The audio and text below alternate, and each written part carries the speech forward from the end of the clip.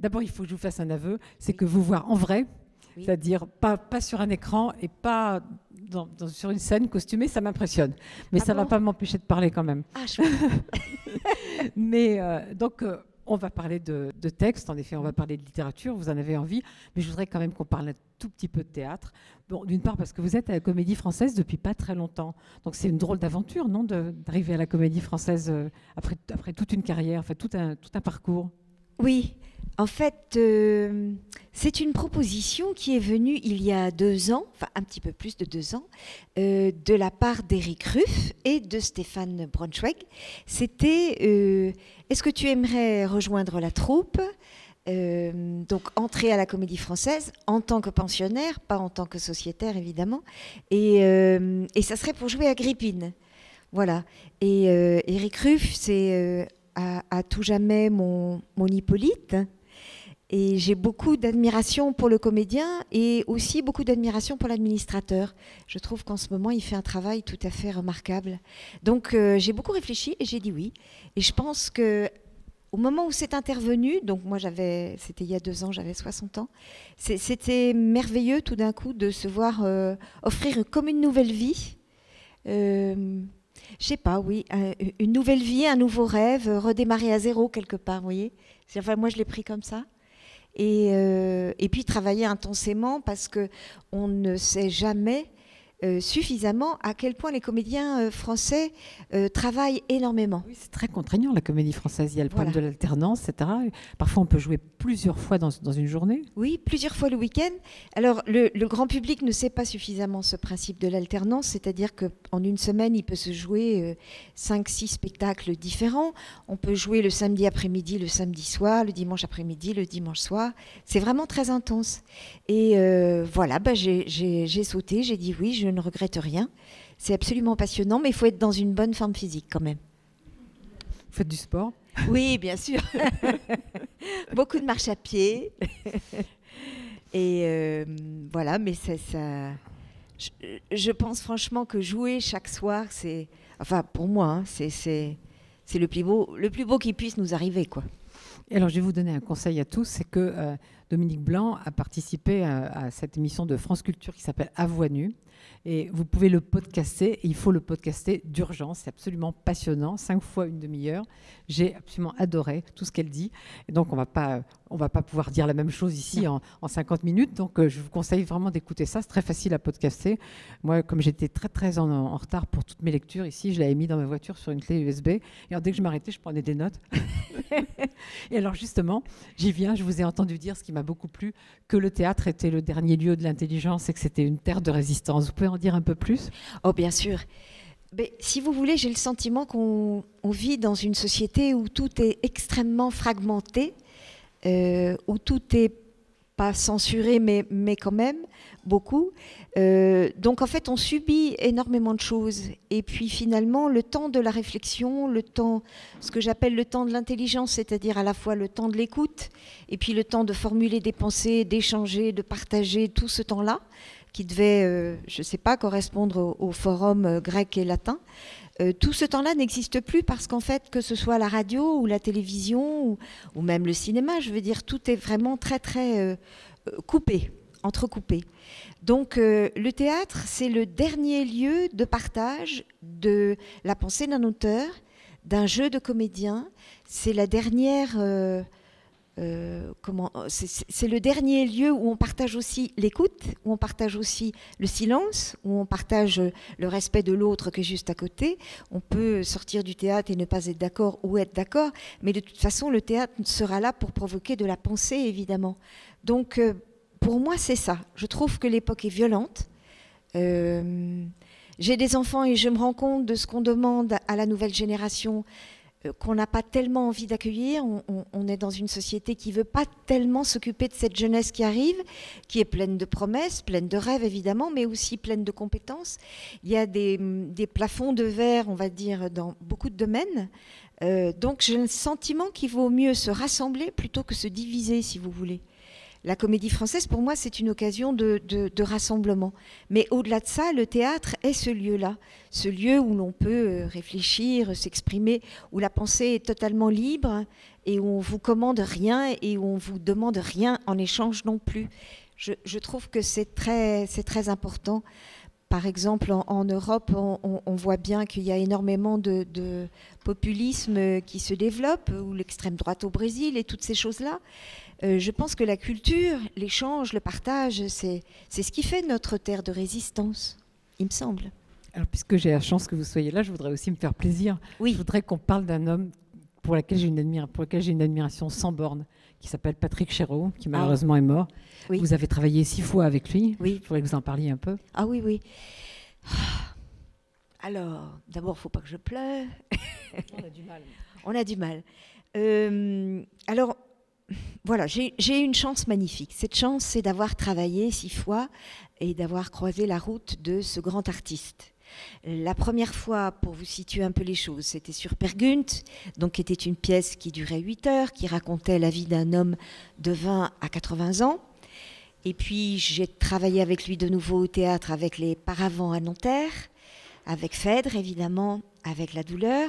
Et j'ai eu la chance de tourner avec lui sur La Reine Margot et Ceux qui m'aiment prendront le train. Mais celui-là, c'est un film inoubliable pour moi, Ceux qui m'aiment prendront le train. Ouais.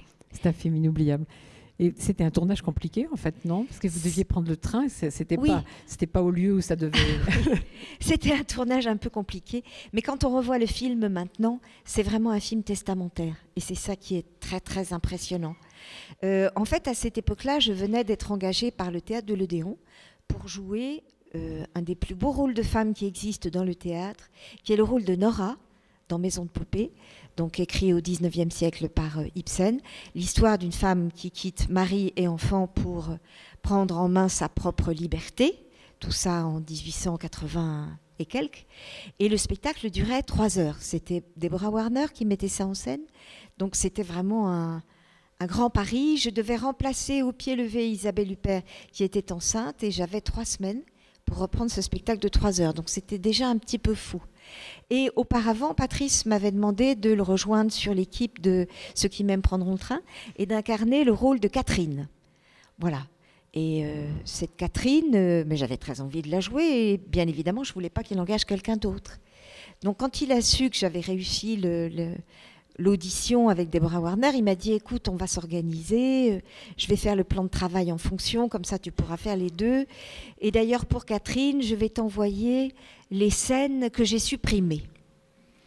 Et là, on voit bien l'intelligence du metteur en scène. C'est-à-dire qu'il y avait des scènes qu'il ne pouvait pas filmer, et donc il avait décidé de m'envoyer ces scènes qu'on ne filmerait jamais, que je n'aurais jamais à apprendre, mais qui pour lui étaient indispensables à la construction du personnage de Catherine. Vous voyez ? Alors, il a fallu que je me lève à 5 heures du matin, je prenne un train à la gare de l'Est avec toute l'équipe du film. Donc, on roulait pendant 4 heures de temps et on tournait. Pour ceux qui n'ont pas vu le film, c'est donc un enterrement et tous les gens se rassemblent dans le train pour un train corail pour aller à l'enterrement d'un artiste. Et donc on partait le matin, le midi on mangeait tous ensemble au restaurant buffet de Mulhouse et l'après-midi on tournait de nouveau. Et moi, vers 18h, j'avais une ambulance qui m'attendait, qui m'emmenait de toute urgence au théâtre de l'Odéon.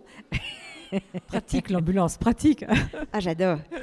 Et moi, je demandais le pimpon parce que sinon, ça n'a aucun intérêt. Sinon, ça ne marche pas. Aucun intérêt.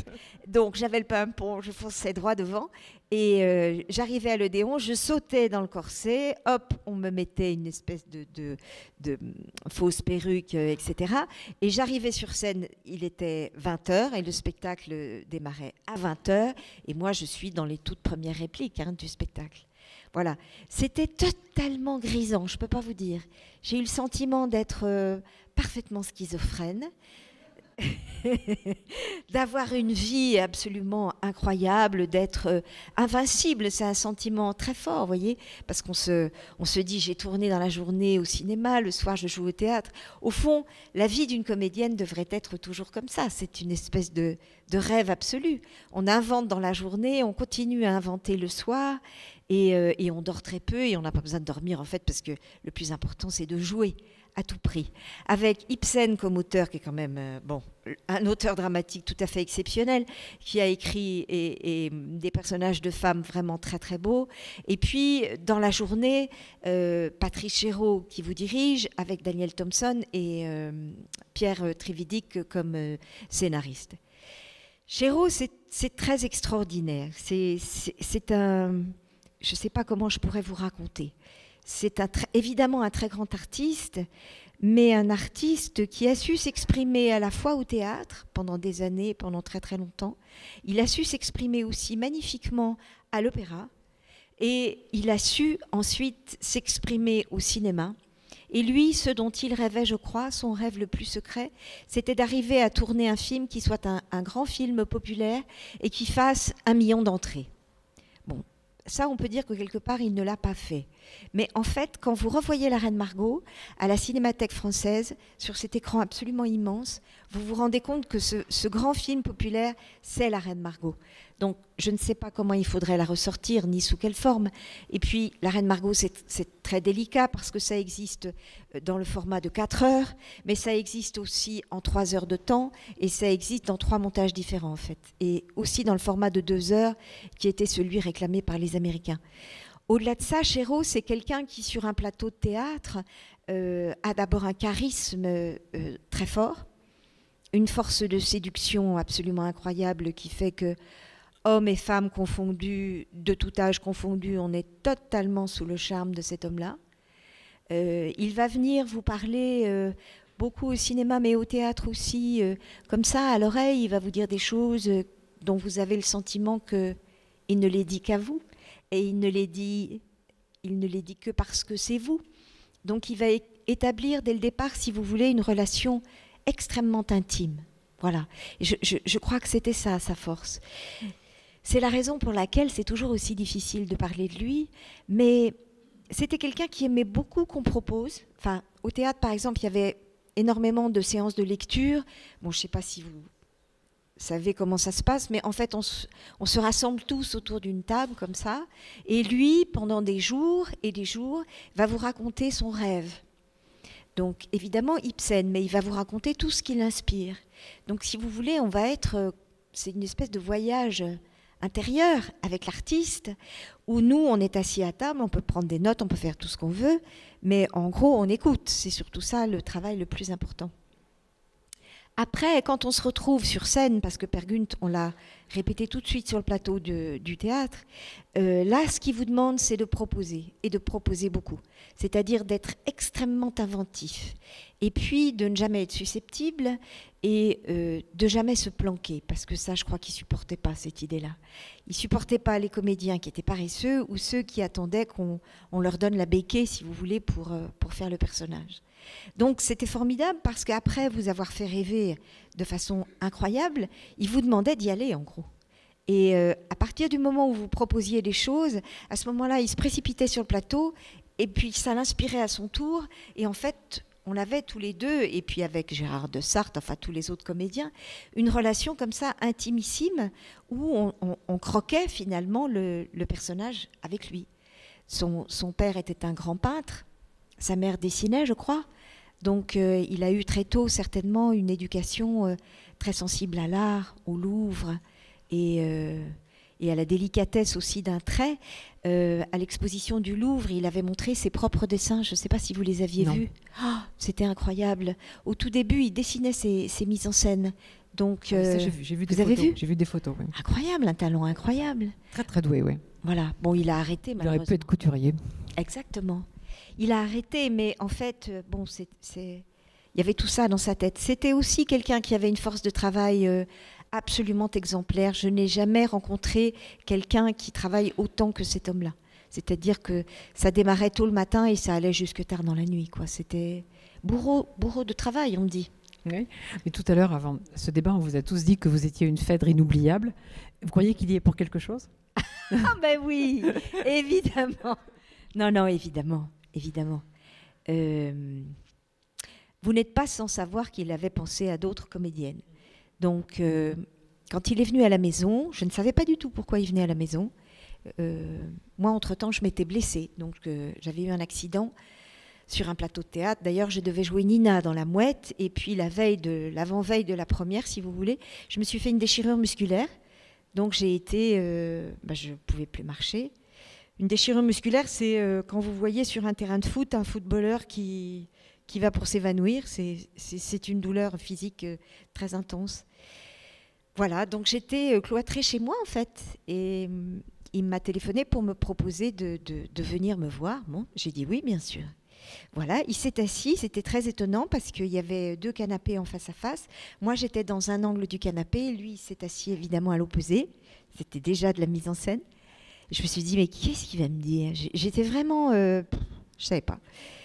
Et il n'a pas perdu de temps, il est tout de suite allé à l'essentiel. Il m'a dit, voilà, tu as dû entendre parler de ce projet. Je dis oui. J'ai pensé à quelqu'un... Isabelle Adjani, pour ne pas la citer, ça ne se fera pas pour des raisons qui nous regardent que elle et moi. Voilà. Donc j'ai pensé à toi pour jouer le rôle de Phèdre. Et là, si vous voulez, je me suis levée en fait et j'ai éclaté en sanglots. Mais dans son Phèdre, Hippolyte est très en gloire aussi, très important. Oui, parce qu'Hippolyte, c'est souvent un jeune homme, comment dire, un peu imberbe, un adolescent un peu niais. Pas forcément très intelligent, et on prend pour ça un acteur débutant qui va ânonner les alexandrins, et donc on n'entendra pas la beauté du texte d'Hippolyte, qui est réel aussi, parce que dans Phèdre, de toute façon, la pièce est extraordinaire. Tout à l'heure, je disais que c'était un nombre d'or, mais c'est vrai, je veux dire, tout ce qui est dit dans cette pièce autour du désir et autour de l'amour, c'est vraiment magnifique. Donc le talent de Patrice, c'était aussi de prendre Éric Ruff, qui est un très beau garçon, quelqu'un qui a un physique de guerrier aussi, c'est-à-dire qu'à côté de Thésée, ben évidemment Thésée ne faisait pas le poids, il ne faisait plus le poids, non mais si j'ose dire, c'est vrai. C'est quand même comme ça. Et là tout d'un coup, cette jeune force virile d'Hippolyte, guerrier parcourant les forêts à cheval, ça prenait tout d'un coup un sens et une évidence étonnante, quoi. Je crois que ça aussi, c'était très très bien vu de sa part. Alors il est venu avec nous, on était terriblement intimidés par la pièce, moi la première. Il y a eu une séance de lecture qui a duré plusieurs jours. On était surtout très intimidés par l'Alexandrin. Voilà. Puis en plus, moi j'avais raté un certain nombre de concours d'école. Donc j'avais fait des études d'architecture en amont, mais moi je me vivais, et je me vis toujours d'ailleurs, plutôt comme une autodidacte. Et vous aviez quand même pris en otage la directrice de l'école d'architecture. Oui, c'est vrai. Quand même. Quand même. Mais comment vous l'avez su, ça? Parce que j'ai écouté à voix nue. Ah, je l'ai dit. Oui, c'est vrai. Mais écoutez, nous sommes dans un festival international des cris de femmes. Alors, pour tout vous dire, j'étais dans une école d'architecture où il y avait 8 femmes et 100 garçons. Donc, à un moment, les filles ont dit, on va se rassembler, on voudrait que les choses bougent, tout ça. Rien n'a bougé. Donc, on a dit, bon, on va prendre en otage le directeur. On a pris en otage le directeur, on s'est toutes retrouvées dans le bureau avec le directeur. Mais c'était pas une femme? Non, c'était un homme. C'était un homme, encore mieux. Oui. Mais on ne savait plus du tout quoi faire après. Peut-être lui réciter des alexandrins, ça vous aurait pas fait peur après Phèdre? Mais oui, c'est vrai. Alors on s'est dit, qu'est-ce qu'on fait? Il avait un frigidaire, on a ouvert le frigo, il y avait une bouteille de champagne. Bon, on a bu le champagne. Il n'y en avait pas beaucoup, parce qu'on était nombreuses. Mais après, on n'a pas su quoi faire. Mais par contre, quand j'ai voulu... Vous l'avez libéré? Oui, bien sûr. Oui, on l'a libéré. Par contre, quand je suis montée à Paris pour continuer mes études d'architecture, l'anecdote, en fait, c'est que mon dossier entre Lyon et Paris s'est perdu. Vous voyez? Normal. Voilà. Du coup, le théâtre. Du coup, je ne savais plus quoi faire. Mais alors, c'était quoi cette peur de l'alexandrin? C'était le fait vous savez, tous les adolescents qui travaillent Phèdre actuellement, ou qu'est-ce qu'ils travaillent cette année? Je crois qu'ils travaillent à Britannicus cette année. C'est les professeurs de français qui leur disent il faut que je vous dise un vers. Qu'est-ce que je pourrais vous dire? Approchez-vous, Néron, et prenez votre place. On veut, sur vos soupçons, que je vous satisfasse. J'ignore de quel crime on a pu me noircir. Alors ça peut donner approchez-vous, Néron. Et vous voyez, ça marche comme ça. Donc c'est terrifiant, c'est absolument terrifiant. Oui, mais la première fois, ça a bien marché, là. Alors là, avec Patrice, on avait un tel trac quand on s'est retrouvés à la première répétition. On avait des espèces de jupes de répétition, on avait un décor et on répétait dans un lieu petit, hein, parce que Berthier, après, c'était... Et Patrice nous a demandé de murmurer le texte, en fait. Il nous a demandé de le savoir par cœur dès le premier jour et dès la première heure. Mais il nous a dit surtout, ne commencez pas à déclamer. Ouais, non, surtout pas. Ce qu'il voulait, c'était qu'on entende le désir. Et ça a beaucoup à voir avec la respiration, je crois, profondément. Et puis, il voulait aussi qu'on entende la fragilité. Il voulait qu'on voie la sueur. Il voulait que ce soit un labeur, véritablement, de passer par cette langue. Et qu'en même temps, à la fin, on finisse par lui tordre le cou. Et si on avait décidé de la déclamer dans Berthier, puisque c'est ce qui a été fait à la fin, c'est vraiment qu'on était passé par toute une phase, si vous voulez, d'approche et enfin, on avait apprivoisé en quelque sorte cette langue de façon à ce qu'elle devienne sauvage quelque part.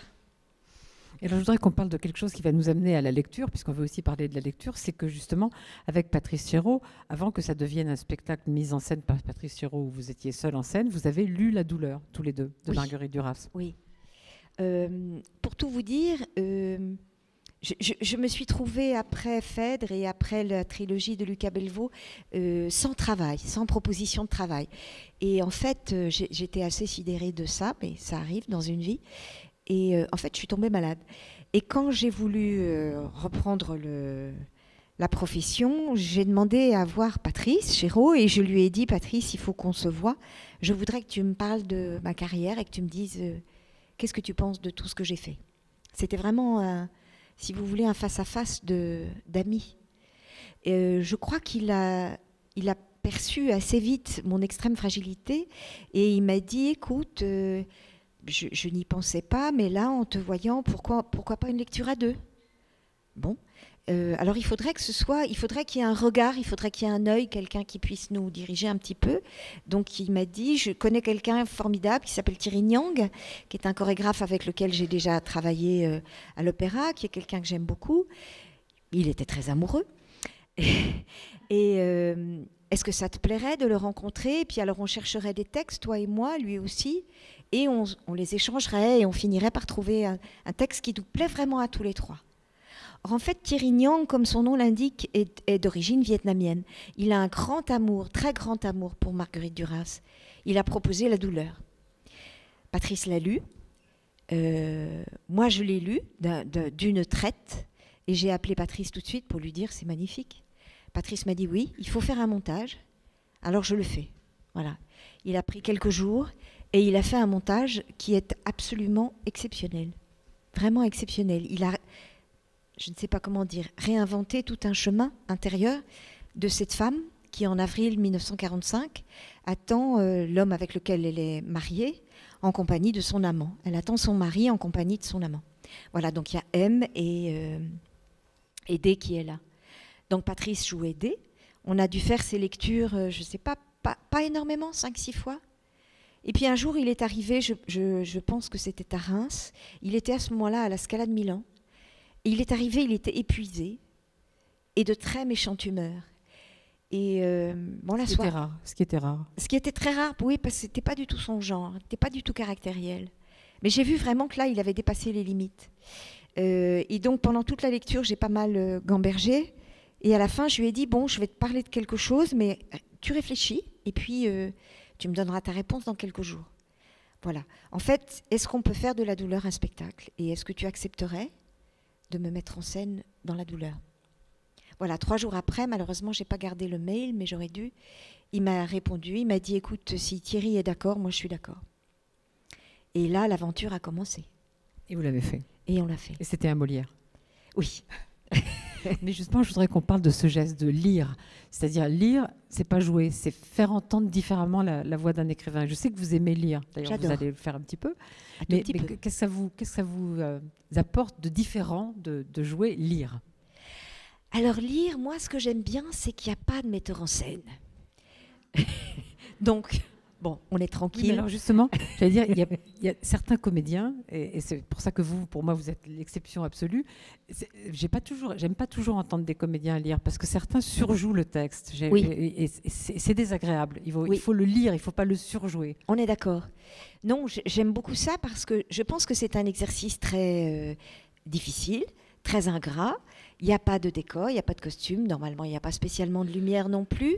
Et en fait, c'est vraiment un rendez-vous avec le public où on doit faire passer quelque part l'âme de l'écrivain.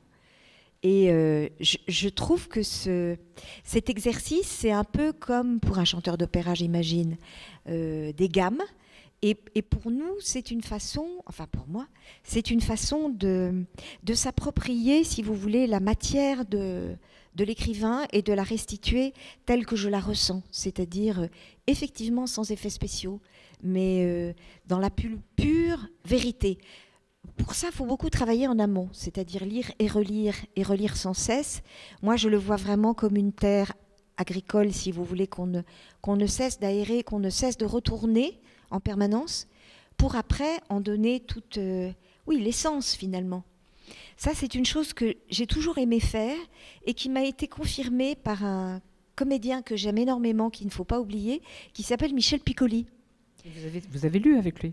Oui, on a lu beaucoup du René Char. Et quand on s'est trouvés tous les deux, c'est lui qui m'avait demandé de le rejoindre dans cette équipée. Il m'a dit, tu vois, j'aimerais bien qu'on le lise comme il est, c'est-à-dire sans après. Justement parce qu'il y a des textes de prose, il y a aussi de la poésie. Et puis parfois, René Char, c'est pas toujours accessible. Et ça serait bien justement que ce soit dans cette simplicité-là, qu'il n'y ait pas d'effet de comédien, d'effet de manche, d'effet de tirer les choses à soi, mais plutôt les tirer vers l'auteur. Et moi, j'aime bien ça parce que par rapport au cinéma ou au théâtre, c'est pas un personnage, mais au fond, le rendez-vous que j'ai, moi, c'est avec l'auteur. Et c'est ça, c'est cette intimité-là qui m'intéresse. Et à part la douleur, votre plus beau souvenir de lecture, c'est quoi? Attendez, je réfléchis. Alors, ma première lecture, je peux vous parler de ma première lecture? C'était une catastrophe. C'était le Festival d'Avignon. Je venais de démarrer dans le mariage de Figaro qui se jouait à Chaillot, donc c'était en 86. Et une amie libraire m'avait trouvé un texte très très beau qui venait de Madame de Duras. Et laquelle Madame de Duras, pour ceux qui ne connaissent pas, était une dame de l'époque de Chateaubriand, folle amoureuse de Chateaubriand, qui s'est laissée mourir de chagrin d'amour. Enfin, elle est morte d'amour. Voilà. Et donc, j'avais bien préparé mon affaire, mais je ne me rendais pas compte que c'est une difficulté de lire à Avignon. 1, en plein air, 2, de jour. Je ne me rendais pas compte du tout. Et donc, la veille, je me suis dit, bon, je vais aller voir quelqu'un pour voir un peu le lieu. Et malheureusement ou fort heureusement, je tombe sur Alain Cuny, qui lit du Claudel. Il y a un Mistral du tonnerre de Dieu, donc les papiers s'envolent, et Alain Cuny et les bras levés comme ça, et il tempête contre le vent, c'est extraordinaire. Il était spectral, sans doute, non? Mais extraordinaire, magnifique, spectral, tout à fait. Et les feuilles volaient, et bon, ça a été un triomphe absolu. Je suis rentrée dans la chambre de l'hôtel, j'ai pas beaucoup dormi, et le lendemain, c'était pas terrible. C'est mon premier souvenir. Et il y a des auteurs que vous n'avez pas encore lus, que vous avez vraiment envie de lire? Pas de jouer, de lire? Ce que j'aimerais là, c'est lire, et là je ne connais pas assez, mais vous allez me conseiller. J'aimerais lire, faire des lectures d'auteurs contemporains, et j'aimerais lire beaucoup des femmes. Je pense que je n'en connais pas suffisamment. Alors au français, il y en a évidemment qui se jouent, mais j'aimerais lire des auteurs vivants, vous voyez, parce que c'est ce que j'ai découvert avec Annie Ernaux, et avec Annie, que j'ai rencontrée pour un film. On est devenus, on va dire, un petit peu amis, et j'ai demandé à Annie si je ne pouvais pas lire Les Années. Elles sont là, vous allez en lire un petit peu. Et alors on a fait un montage toutes les deux, par mail interposé, très très vigilante, Annie. Et après, je l'ai lu au théâtre de l'Atelier. Et je l'ai lu pendant 2 semaines. Et ça a tellement bien marché que je l'ai lu de nouveau. Et franchement, si vous voulez, j'imaginais pas que les gens allaient se reconnaître autant dans ce texte-là. Or, en fait, toutes les générations se reconnaissaient. C'est drôle parce que j'aime beaucoup, beaucoup, beaucoup l'œuvre d'Annie Ernaux, mais c'est un des livres que j'aime le moins. Pourquoi ? Ah, oui, pourquoi ? Parce que justement, pour ce que vous venez de dire, parce que elle dit, elle me dit, tu vois, tout le monde peut se reconnaître dans ce texte. Et j'ai dit, mais non, mais moi, ce que j'attends d'un écrivain, c'est qu'il m'impose son ego, sa mégalomanie, etc. Je veux pas me reconnaître, je veux le découvrir. D'accord, je comprends. Mais alors là, le public réagissait vraiment, vous voyez, par endroits. Je voudrais bien que vous en lisiez quand même un peu. Hein. Ah bah oui. Maintenant, vous voulez maintenant ? Ben oui, allons-y. Allez. Alors, moi, j'ai un rêve dans la vie, je voudrais bien écrire. Bon, ça n'est pas encore fait, loin de là. Mais dans cet extrait des années, il y avait la fin du livre que je trouvais vraiment très, très belle. Quand elle désirait écrire, autrefois, dans sa chambre d'étudiante, elle espérait trouver un langage inconnu qui dévoilerait des choses mystérieuses à la manière d'une voyante. Elle imaginait aussi le livre fini comme la révélation aux autres de son être profond, un accomplissement supérieur, une gloire, que n'aurait-elle pas donnée pour devenir écrivain ? De la même façon qu'enfant, elle souhaitait s'endormir et se réveiller Scarlett O'Hara. C'est parfait, c'est ce que je préfère. C'est ce que je préfère dans ce livre. C'est génial, non ? C'est ce que je préfère dans ce livre. C'est vrai ? Mais oui, c'est l'endroit où elle sort de la reconnaissance par les autres, où elle s'affirme elle-même. Exactement. Et ça, je trouve ça extrêmement beau. Et puis après, elle continue, et ce qu'elle veut à la fin, c'est sauver la lumière, sauver la lumière. Mais j'ai trouvé ça magnifique. Je continue ou pas ? Bah oui, évidemment. Allez. Par la suite, dans des classes brutales de 40 élèves, derrière un caddie au supermarché, sur les bancs du jardin public, à côté d'un landau, ses rêves l'ont quittée. Il n'y avait pas de monde ineffable surgissant par magie de mots inspirés. Et elle n'écrirait jamais qu'à l'intérieur de sa langue, celle de tous, le seul outil avec lequel elle comptait agir sur ce qui la révoltait. Alors le livre à faire représentait un instrument de lutte. Et ça, c'est vraiment Annie Ernaux, on est d'accord ? Ben oui. Ouais. Ouais, c'est pour ça que j'aime beaucoup tous ces livres très engagés. Je comprends. Et ce que je trouve magnifique chez cette femme, c'est sa révolte intérieure et sa révolte aussi extérieure. Elle est toujours d'extrême gauche, elle défend toujours ces idées-là. Elle n'a pas failli, à ma connaissance. Hein. Absolument pas. Et elle a cette espèce d'exigence absolument incroyable qui était aussi la singularité de Chéreau, si vous voulez. C'est-à-dire cette exigence qui existe dans les répétitions, évidemment, dans les représentations aussi, mais d'une représentation à une autre, il faut forcément aller crescendo, sinon ça n'a aucun intérêt. Donc il faut toujours s'améliorer, toujours aller vers la perfection, ça ne veut rien dire, mais toujours réinventer à l'intérieur de ce qui a été construit. Je crois que c'était ça ce qui faisait son exigence et sa singularité. Et quand on arrivait à le surprendre, alors là, on avait gagné vraiment. Vous savez que quand Giorgio Strehler est mort, Patrice Chéreau a dit il n'y aura plus de gens comme Giorgio Strehler, le moule est cassé. Est-ce que le moule est cassé de gens comme Patrice Chéreau ? Non. Non ? Non. Non, je ne crois pas. Je crois qu'il y a beaucoup de jeunes comédiens qui ne connaissent pas Patrice Chéreau. Il faut voir aussi qu'il y a une nouvelle génération qui arrive qui n'a jamais vu de spectacle de Patrice Chéreau. Peut-être parfois même pas les films. Donc on se dit, mais comment on va faire ? Comment on va rebondir ? Comment on va réinventer ? Mais j'y crois fortement, ouais. Je pense qu'il y a quelque part des jeunes gens, filles ou garçons, qui vont de nouveau avoir ces rêves un peu fous. Parce que lui, sa première mise en scène, il avait 16 ans quand même, hein. Il était au lycée Louis-le-Grand avec quelques camarades. Il faisait un club de théâtre et il était gamin. Comme tous les gens qui pressentent qu'ils vont mourir pas très vieux. Comme Rainer Werner Fassbinder, c'est pareil. Il a tourné des films pareil à partir de 17 ans. Il est mort à 32 ans. Oui. Et il a tourné énormément. Énormément, tout le temps. Et je voudrais qu'on revienne un peu au théâtre parce que le théâtre, je veux dire votre théâtre, vos lieux de théâtre, ça n'a jamais tellement été le théâtre privé. C'est plutôt ce qu'on appelle le théâtre public, le théâtre subventionné. Oui. Parce qu'il est plus exigeant en fait. Écoutez, le théâtre privé, j'ai toujours dit non. Parce parce que les rôles qu'on m'a proposés n'étaient pas intéressants. Et puis, je ne sais pas comment dire, le théâtre privé, ce qui est très important, c'est le rendement, c'est le côté commercial. Hein. Donc, on peut s'enrichir probablement très vite. Mais il paraît qu'on gagne beaucoup d'argent avec le théâtre privé. Il paraît.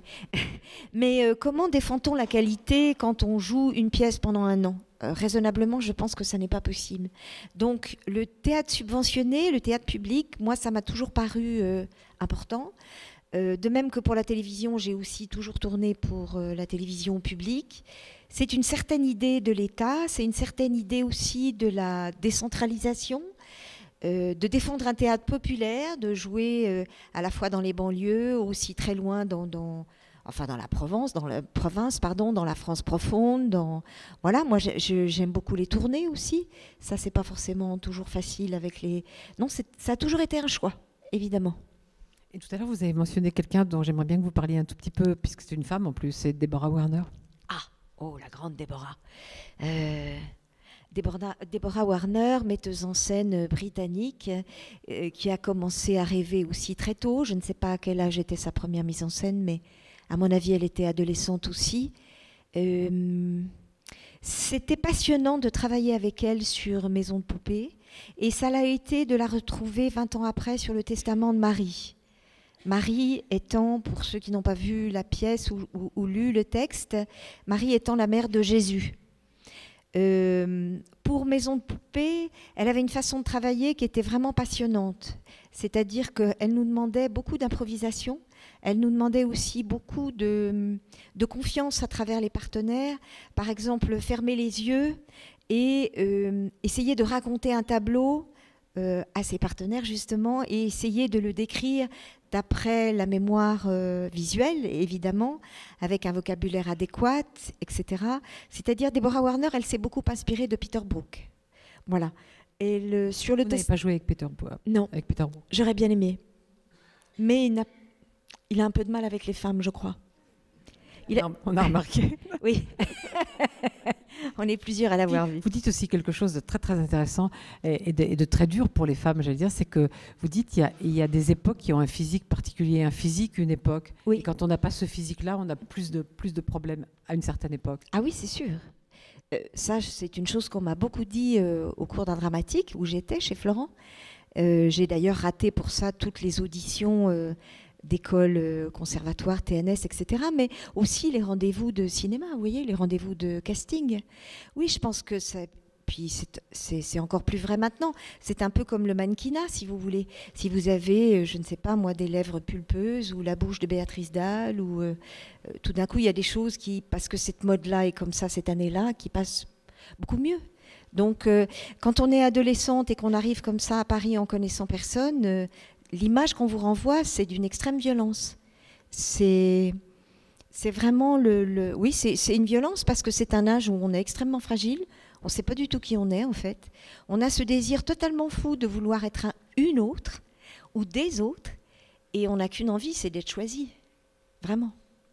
Alors, si on s'éloigne un tout petit peu du théâtre, Nina Campanese. Oh, la grande Nina. Nina Campanese, merveilleux. Nina a écrit beaucoup avec Michel Deville, d'abord, je crois.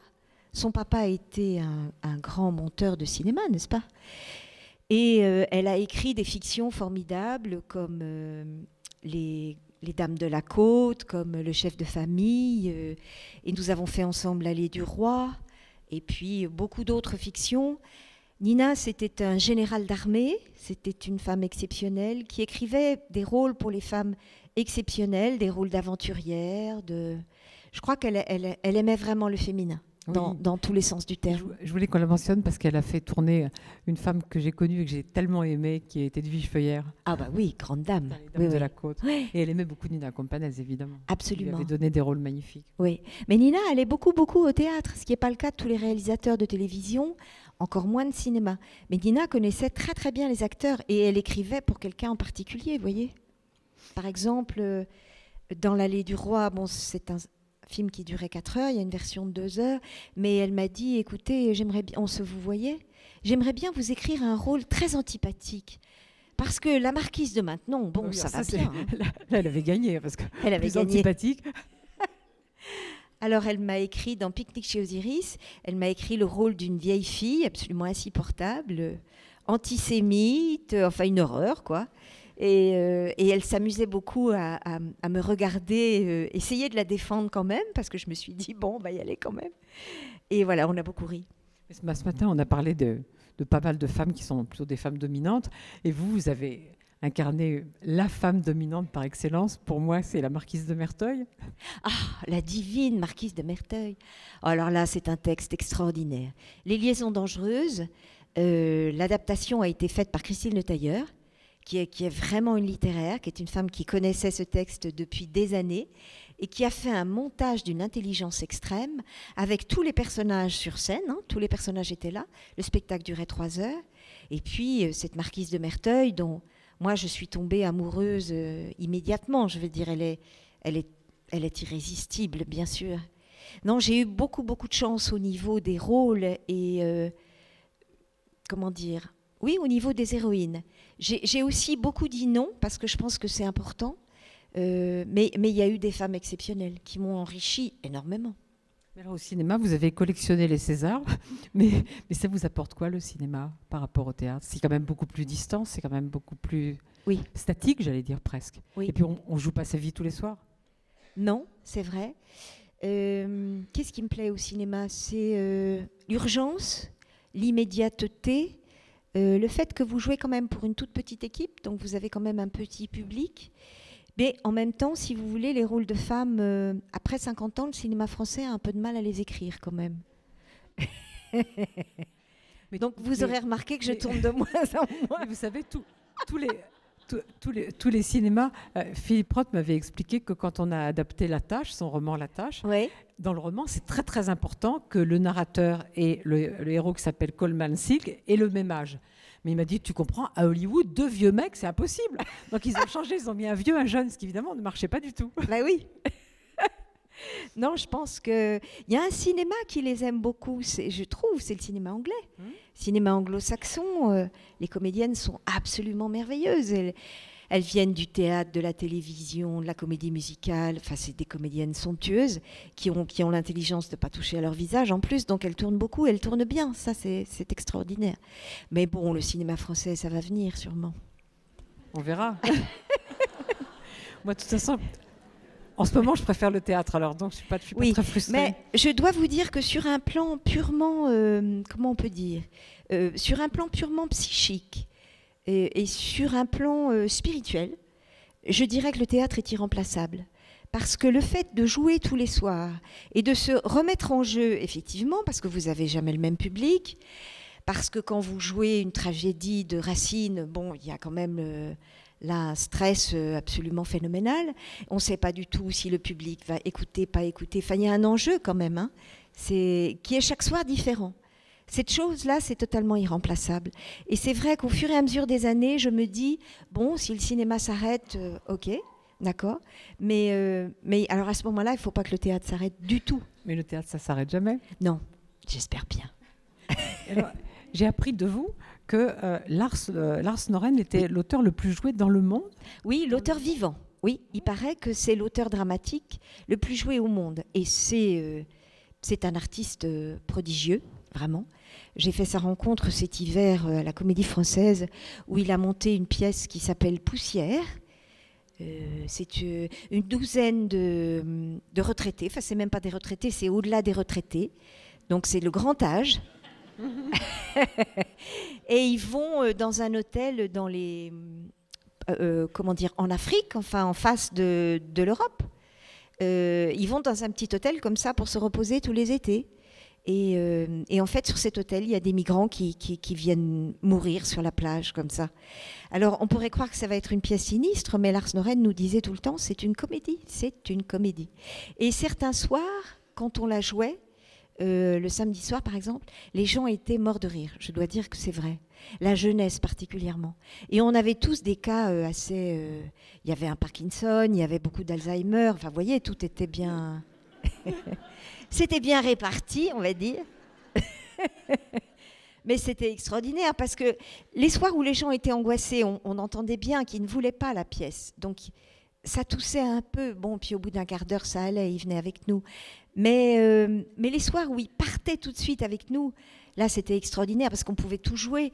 Et on se rendait compte à quel point le théâtre, parfois, peut être un grand genre humain. C'est-à-dire que quand on a compris que de toute façon, on va tous y passer et probablement tous de plus ou moins de la même façon, on a le sentiment, ces soirs-là, d'une réconciliation profonde, vous voyez, entre à la fois le public, l'auteur et les comédiens. Et ça, c'est un moment de pure jouissance. C'est vraiment magnifique. Et ça ne se passe pas uniquement au moment des applaudissements. Hein, ça se passe parce qu'il y a des répliques qui font mouche, donc les gens rient, quoi. Et alors, vous savez, un jour, on a demandé à Samuel Beckett pourquoi il écrivait. Oui. Il a répondu « Bon cassa ». Ah, et vous, pourquoi jouez-vous? Ah, oui, bonne cassa, c'est sûr. Mais encore. Beckett était assez dans la concision, vous pouvez développer un peu plus. Non, je ne vais pas développer. Non. Comment est-ce que je pourrais dire ça? Je ne sais pas. J'ai le sentiment, si vous voulez, alors là, ça rejoint à l'architecture. J'ai le sentiment qu'un plateau de théâtre, et ça, on ne le trouve pas dans le théâtre privé, un plateau de théâtre, ça peut être tout petit, ça peut être aussi immense. Par exemple, si vous voyez le plateau du théâtre de Toulouse, le TNT, c'est un plateau immense. Pour moi, c'est véritablement une terre sacrée. C'est-à-dire que c'est un endroit où j'ai travaillé, par exemple, avec Peter Sellars, avec des danseuses cambodgiennes qui enlevaient leurs chaussures avant de pénétrer sur le plateau. C'est-à-dire que c'est un endroit où tout peut arriver, mais pour moi, c'est vraiment l'endroit de tous les rêves possibles et de toutes les vies, au fond, et de tous les possibles, d'ailleurs. Et si vous voulez, ce lieu-là, pour moi, il est indispensable à ma survie. Alors, j'ai plein d'autres questions à vous poser, mais je ne vais pas le faire parce que je voudrais que vous puissiez un peu parler. Mais quand même, juste avant, est-ce que vous pouvez lire une minuscule chose de la vie matérielle de Marguerite Duras, qui est un très beau texte? Alors moi, j'adore ce livre. J'ai fait plusieurs lectures, mais j'en ai pris quelques-uns dans ma sacoche ce matin, et dans le train, je retrouvais ce petit extrait qui est écrit pour vous, je crois. Et pour vous aussi, Josiane, ça s'appelle le théâtre. Je vais faire du théâtre cet hiver et je l'espère sortir de chez moi. Faire du théâtre lu, pas joué. Le jeu enlève au texte. Il ne lui apporte rien, c'est le contraire. Il enlève de la présence au texte, de la profondeur, des muscles, du sang. Aujourd'hui, je pense comme ça, mais c'est souvent que je pense comme ça. Au fond de moi, c'est comme ça que je pense au théâtre. Mais comme aucun théâtre n'est lu, je recommence à penser au théâtre habituel, j'oublie. Un acteur qui lit un livre tout haut, comme il le ferait dans les yeux bleus, cheveux noirs, avec rien à faire d'autre, rien que garder l'immobilité, rien qu'à porter le texte hors du livre par la voix seule, sans les gesticulations pour faire croire au drame du corps souffrant à cause des paroles dites alors, que le drame tout entier est dans les paroles et que le corps ne bronche pas. Je ne connais aucune parole théâtrale qui égale en puissance celle des officiants de n'importe quelle messe. Autour du pape, on parle et on chante un langage étrange, complètement prononcé, sans accent tonique, sans accent du tout, plat et qui n'a pas d'égal, ni au théâtre, ni à l'opéra. Dans les récitatifs des passions selon Saint Jean et Saint Matthieu, et dans un certain travail de Stravinsky, Noces et la symphonie des psaumes, nous trouvons ces chants sonores, créés comme chaque fois pour la première fois, prononcés jusqu'à la résonance du mot, le son qu'il n'a jamais entendu dans la vie courante. Je ne crois qu'à ça. Dans la Bérénice de Gruber, qui était presque immobile, j'ai regretté l'amorce des mouvements. Ça éloignait la parole. Les plaintes de Bérénice, même portées par la merveilleuse actrice qu'est Ludmilla Michael, ne disposaient pas du chant sonore auquel elles auraient droit. Je continue. Bérénice et Titus, ce sont des récitants. Le metteur en scène, c'est Racine. La salle, c'est l'humanité. Pourquoi jouer ça dans un salon, un boudoir? Ça m'est complètement égal ce qu'on peut penser de ce que je dis là. Donnez-moi une salle pour faire lire Bérénice, on verra bien. Bon, ça rejoint un peu ce qu'on disait. Et alors, pardon, parce que ça c'est important, depuis 1900, on n'a pas joué une pièce de femme à la Comédie Française. ni chez Villard, au TNP, ni à l'Odéon, ni à Villeurbanne, ni à la Schaubühne, ni au Piccolo Teatro de Strehler, pas un auteur femme, ni un metteur en scène femme. Incroyable quand même. Non ? Ça a changé quand même. Oui. Il a fallu attendre 1965 pour que la pièce des Journées entières dans les arbres soit jouée, et c'était chez Jean-Louis Barrault, c'était pas à la Comédie Française. Voilà, aucun critique n'a signalé que c'était la première pièce de théâtre écrite par une femme qui a été jouée en France depuis près d'un siècle. Mais quand même, ça a un peu bougé grâce à Marguerite Duras, à Nathalie Sarraute. Oui. Et alors, donc, j'espère que vous avez quelques questions, pas trop, parce que je sais que Frédéric commence à me faire des gros yeux. Comment vous faites vos choix par rapport aux propositions qu'on vous fait pour le petit écran, qui est très dénigré et à juste titre la plupart du temps, mais il peut se passer aussi des choses assez magnifiques. Le choix, pour moi, c'est beaucoup le texte et à égalité, je dirais, la rencontre avec le metteur en scène. C'est vraiment ça. Que le texte ait une certaine qualité, qu'il y ait une certaine urgence, et que pour le metteur en scène, ce soit aussi quelque chose de urgent, pas forcément, mais de très important. C'est comme ça que je vais me décider. Mais des fois, je me dis que j'ai été un peu trop radicale. Mais bon, on ne se refait pas. On l'est jamais trop. Oui, on l'est jamais trop. Ah bah ça va. Vous me rassurez, Josiane. D'autres questions ? Il y a une différence entre le cinéma et le théâtre. Il y en a une, c'est qu'au théâtre, on peut avoir des trous. Oui. Est-ce que vous n'avez pas un souvenir, une anecdote de trou ? Non, c'est affreux ce que vous me dites là, parce que je vais en avoir. Je joue mercredi soir, avec ce que vous me dites, je vais sûrement avoir des trous. Ah oui, oui, oh là. Écoutez, je crois que le plus honteux, je peux dire sans vanité, que je n'en ai pas eu jusqu'à ce que je rentre à la Comédie Française. C'est quand même fou, hein.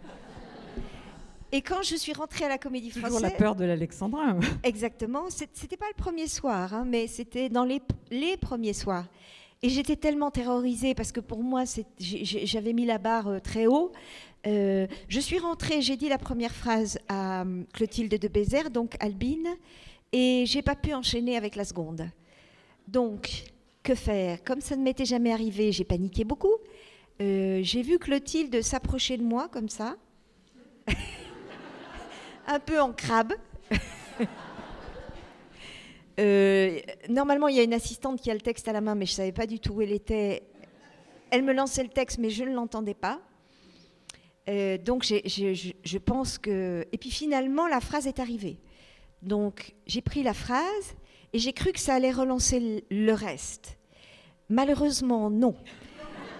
Donc, j'ai dû répéter la phrase 3 fois. Et ça, dans une tragédie de Racine,